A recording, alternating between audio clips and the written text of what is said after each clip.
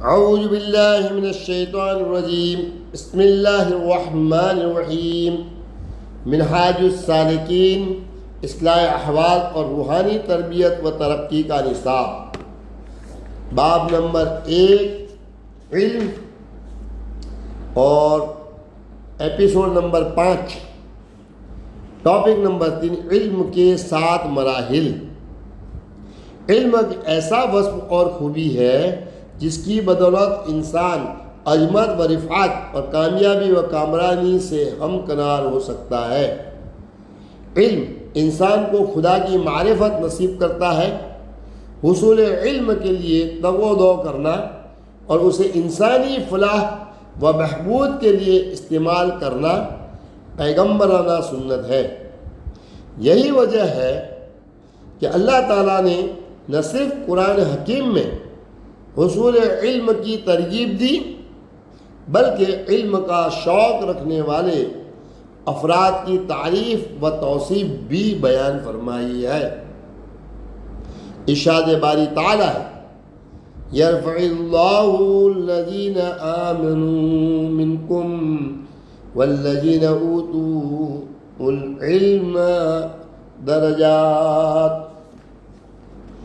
اللہ ان لوگوں کے درجات بلند فرما دے گا جو تم میں سے ایمان لائے اور جنہیں علم سے نوازا گیا۔ علم کی تعریف۔ علم کیا ہے؟ حضرت علی ہجویری رحمۃ اللہ علیہ کے نزدیک علم کی بہترین تعریف یہ ہے ایسا وصف جو نا سمجھوں کو دانا بنا دیتا ہے اس کو علم کہتے ہیں۔ آپ فرماتے ہیں کہ علم سے بے پرواہی برتنا کفر کے مانند ہے۔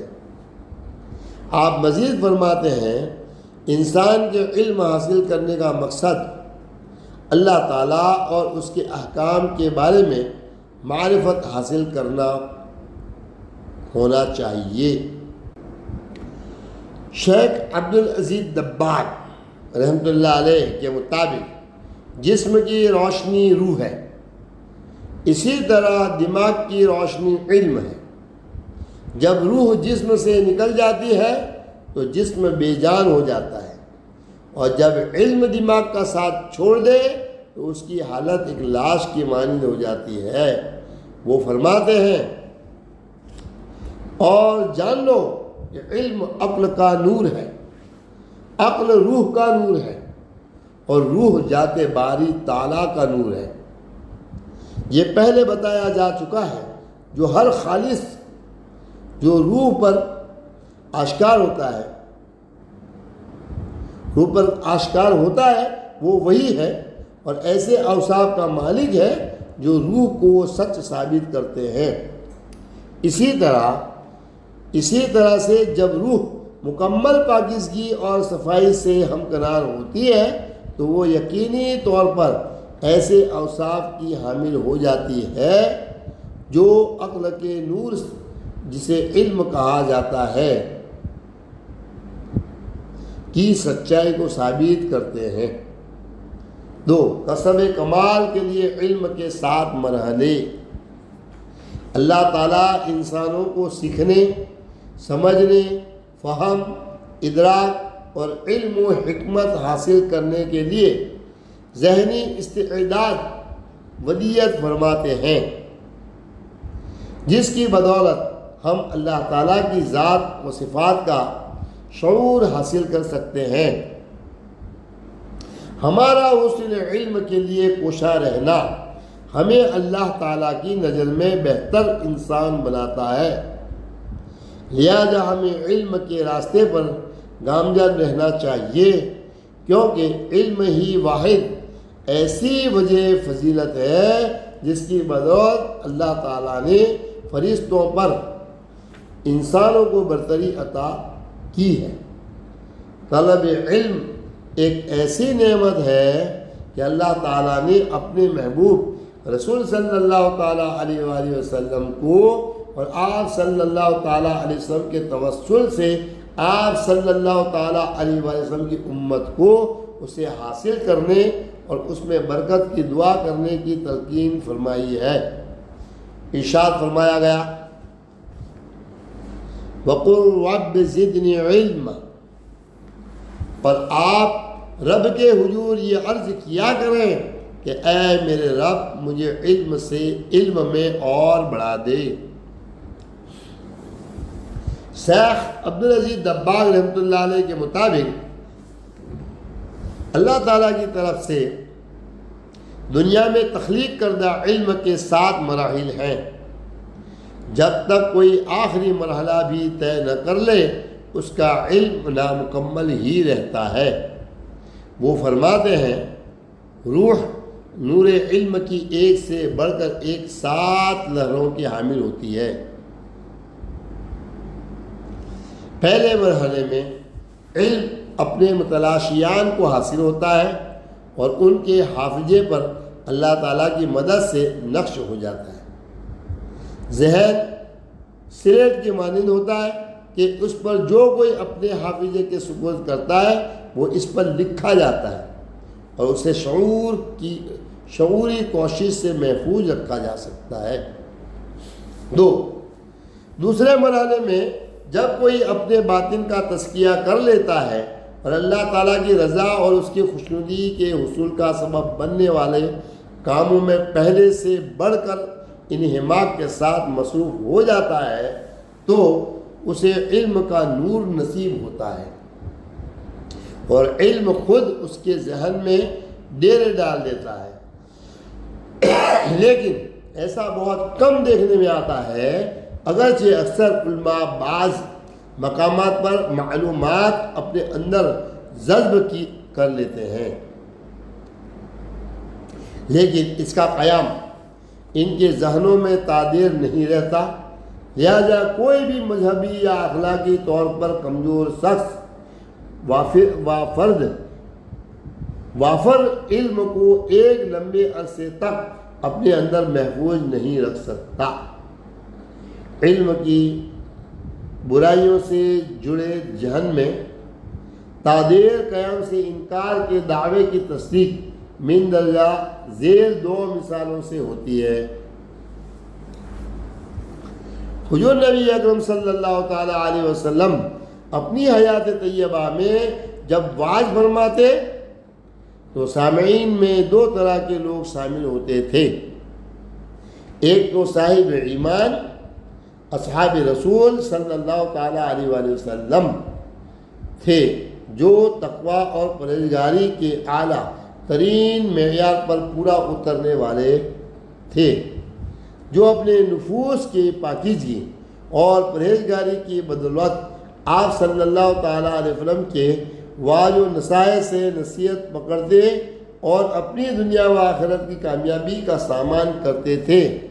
وہاں منافقین بھی موجود ہوتے تھے جو محض اپنی حاضری ظاہر کرنے اور بغیر کوئی ہدایت پائے اور اپنی عاقبت سنوارے وہاں سے رخصت ہو جاتے۔ اسی طرح عرفان حق سے فیض یاب علماء مجمع عام کو بڑے ایمان افروز الفاظ میں اللہ تعالیٰ کی بارگاہ کا پتہ بتا رہے ہوتے ہیں۔ ان کے ایسے واعظ کو ہر خاص و عام سنتا ہے۔ ان میں سے عام لوگ تو ان کی باتوں کو سن کر انہیں سراہتے اور اسلام کے بارے میں اپنی معلومات میں اضافہ کرتے ہیں، جبکہ انہی حلقوں میں شریک تصوف کے راہی اور قوی دلوں کے مالک حضرات ایسے لوگوں کی باتوں سے اپنے باطن کو روشن کرتے ہیں۔ تیسرے مرحلے میں جب کوئی شخص بہت زیادہ عبادت گزار اور خود کو اللہ تعالیٰ کے احکامات اور اوامر و نواہی کا پابند بنا لیتا ہے تو اسے مشیت ایزدی سے جانوروں حتیٰ کہ بے جان اشیاء کی زبان سمجھ آنے لگتی ہے۔ عام لوگ سامنے بیٹھے آپس میں گفتگو کرنے والوں کی باتوں کا مفہوم سمجھ نہیں پاتے، جبکہ علم کے اس مرحلے کو طے کرنے والے لوگ انسانوں کے علاوہ باقی مخلوقات کی باتوں کا مفہوم بھی جاننے لگتے ہیں۔ کسی کو اس نعمت خداوندی کا منکر نہیں ہونا چاہیے، کیونکہ حضور نبی اکرم صلی اللہ تعالیٰ علیہ وآلہ وسلم کا جانوروں اور کھجور کے خشک تنے سے باتیں کرنا تو احادیث مبارکہ سے بھی ثابت ہے۔ 4،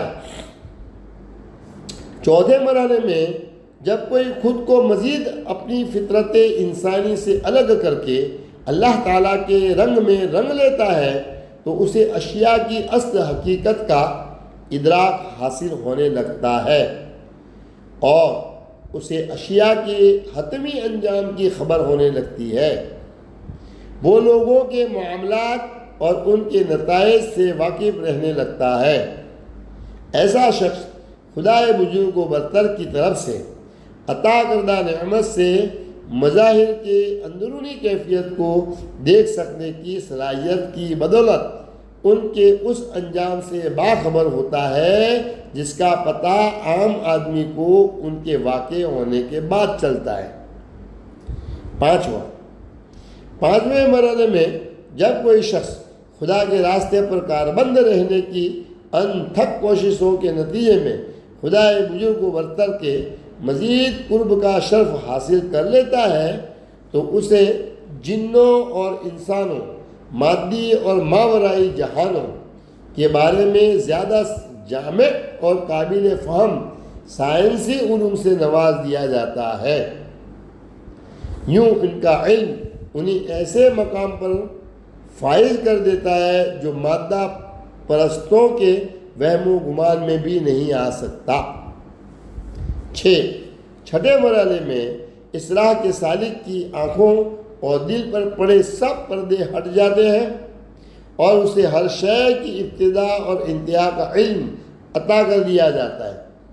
اللہ تعالیٰ نے اپنے محبوب پیغمبر حضرت محمد مصطفیٰ صلی اللہ تعالیٰ علیہ وآلہ وسلم کو ہر شے کی ابتدا اور اس کی حتمی انجام کا علم عطا فرمایا تھا۔ حضرت عمر رضی اللہ تعالیٰ عنہ کی روایت کے مطابق رسول اللہ صلی اللہ تعالیٰ علیہ وسلم ہمارے درمیان ایک مقام پر کھڑے ہو گئے اور انہوں نے ہمیں تخلیق کی ابتدا سے لے کر جنت کے باغوں میں داخل ہونے والے اور دوزخ کی آگ میں جھونکے جانے والے لوگوں کے انجام تک کی ساری تفصیلات سے آگاہ فرمایا۔ اب اگر کسی نے یاد رکھا ہوگا تو اسے یاد ہوگا اور جس کسی نے اسے بھلا دیا ہوگا وہ اسے بھلا چکا ہوگا۔ ایک اور روایت مذکورہ بالا حدیث کے مفہوم کو زیادہ وضاحت سے بیان کرے گی۔ حضرت انس بن مالک رضی اللہ تعالی عنہ سے مروی ہے کہ ایک دن رسول اللہ صلی اللہ تعالیٰ علیہ وآلہ وسلم نے فرمایا، اگر کوئی مجھ سے کچھ پوچھنے کا خواہش مند ہے تو وہ پوچھ سکتا ہے۔ اللہ تعالیٰ کی قسم، میں جب تک یہاں کھڑا ہوں جو کچھ بھی تم پوچھو گے میں اس کا جواب دوں گا۔ اس پر لوگ بہت زیادہ رونے لگے اور حضور نبی اکرم صلی اللہ تعالیٰ علیہ وسلم بار بار وہی فرماتے تھے کہ مجھ سے پوچھو، مجھ سے پوچھو۔ انہوں نے بیان کیا کہ پھر ایک شخص کھڑا ہوا اور اس نے پوچھا، یا رسول اللہ صلی اللہ تعالیٰ علیہ وسلم، میری جگہ کہاں ہے، جنت یا جہنم ہے؟ حضور نبی اکرم صلی اللہ تعالیٰ علیہ وسلم نے بیان کیا کہ جہنم ہے۔ پھر عبداللہ بن حذافہ رضی اللہ تعالیٰ عنہ کھڑے ہوئے اور کہا کہ میرے والد کون ہے یا رسول اللہ؟ فرمایا کہ تمہارے والد خانوادہ ہے۔ 7، آخری مرحلے پر تمام پردے اٹھا دیے جاتے ہیں جس کا نتیجہ یہ ہوتا ہے کہ طالب کو تمام ظاہر اور پوشیدہ حقیقتیں صاف نظر آنے لگتی ہے۔ اس کے بعد پھر وہ کائنات کی کسی بھی چیز کا ایسے معائنہ کر سکتا ہے کہ جیسے ہتھیلی پر رکھا ہوا مٹی کا ذرہ ہو۔ حضور نبی اکرم صلی اللہ تعالیٰ علیہ وسلم نماز کی ادائیگی کے دوران تمام نماز پڑھنے والوں کی اندرونی و بیرونی کیفیت کا مشاہدہ فرما سکتے تھے۔ حضرت ابو ہریرہ رضی اللہ تعالیٰ عنہ سے مروی ہے کہ رسول اللہ صلی اللہ تعالیٰ علیہ وآلہ وسلم نے فرمایا، تم سمجھتے ہو کہ میں صرف قبلہ کی طرف دیکھ رہا ہوں؟ واللہ مجھ پر تمہارے رکوع اور تمہارے دلوں میں موجود خشوع و خضوع پوشیدہ نہیں۔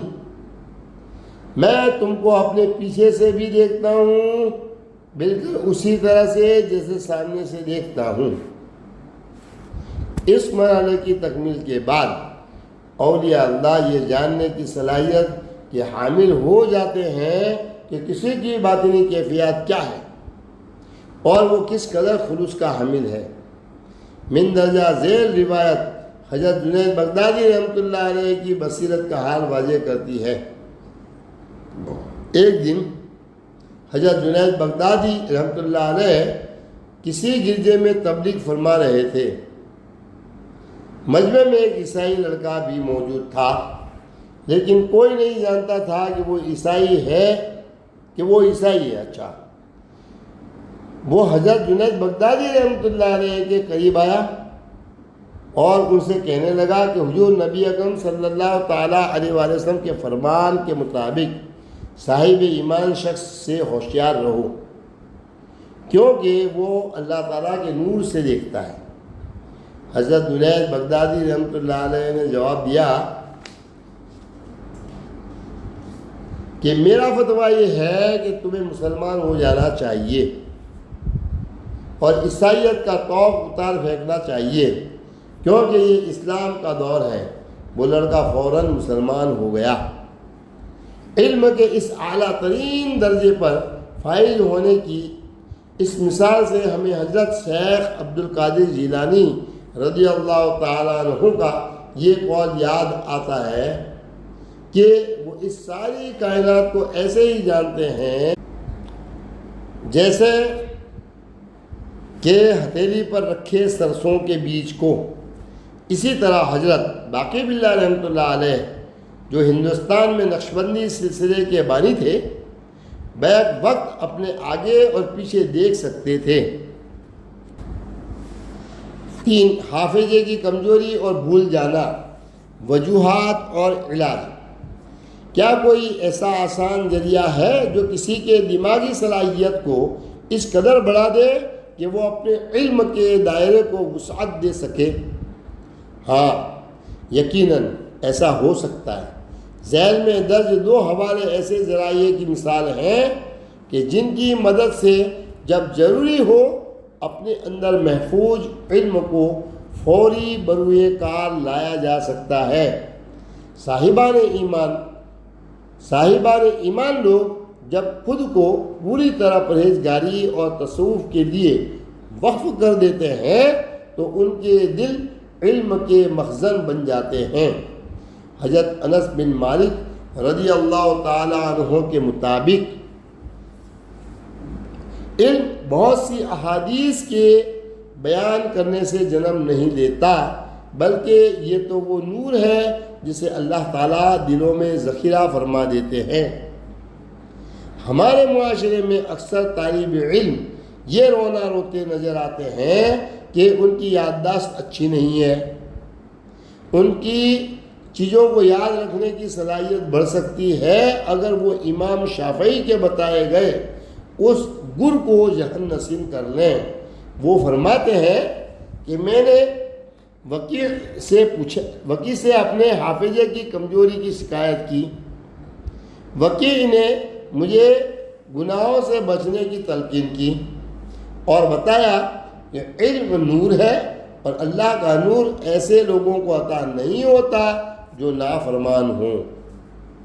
المختصر یہ کہ لوگ اشیاء کی اصلیت اور اطمینان قلب کے حصول کے بارے میں یقیناً آگاہ ہو سکتے ہیں اگر وہ علم کے راستے پر گامزن رہیں اور اپنے دل مردہ نہ ہونے دیں۔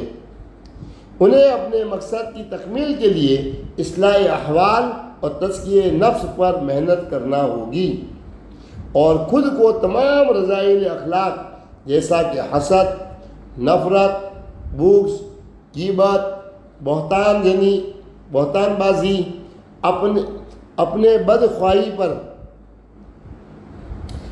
بدخواہی پر مبنی ارادوں اور سوچوں سے پاک کرنا ہوگا۔ انہیں دن ہو یا رات، خلوت ہو یا جلوت، کبھی کسی گناہ کو اپنے اوپر طاری نہیں ہونے دینا چاہیے، اور صوفیاء کے اس قول کو کبھی فراموش نہیں کرنا چاہیے کہ دین کا علم خدا خوفی کے بغیر حاصل نہیں ہو سکتا۔ علم نافع کا حصول اس کے طالب کو اللہ تعالیٰ کے قرب اور بلندی درجات سے ہمکنار کرتا ہے، تاہم مذہب کا انسائکلوپیڈیائی علم ایسے شخص کو دوزخ کا راستہ بھی دکھا سکتا ہے جو علم کو محض ذاتی نمود و نمائش، مادی فوائد یا کسی دنیاوی جاہ و منصب کے حصول کے لیے حاصل کرتا ہے۔ لہذا یہ سمجھنا نہایت ضروری ہے کہ خلوص نیت کیا ہے اور کون سے عوامل اسے نقصان پہنچانے والے ہیں۔ یہ باب نمبر 1 مکمل ہوا۔ آگے اگلے ایپیسوڈ میں۔ السلام علیکم ورحمۃ اللہ وبرکاتہ۔